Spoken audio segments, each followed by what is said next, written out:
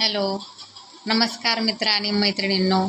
आज जर तुम्ही निराश असेल तर तुम्ही हे नक्की ऐका. झाड छोटंसं रोपटं असतं. आपण ते रोपटं जमिनीत लावतो, आपण त्याला पाणी घालतो, खत घालतो, मग ते हळूहळू मोठे होते आणि मग ते आपल्याला फळं देऊ लागतात. आज आपण जर ते रोपटं लावलं तर लगेच आपल्याला फळं येत नाहीत. त्याला वेळ द्यावा लागतो, त्याची मुळं मजबूत व्हावी लागतात जमिनीमध्ये. मग ते झाड वाढल्यावर मग आपल्याला फळं येतात. तसंच तुम्ही पण लगेच तुम्हाला यश मिळणार नाही. तुम्ही प्रयत्न करत राहा.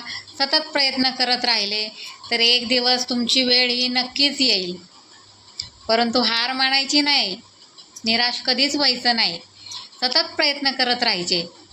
प्रयत्नांती परमेश्वर. एक ना एक दिवस आपल्याला त्याचं फळ नक्कीच मिळतं आणि आपली योग्य वेळ येतेच.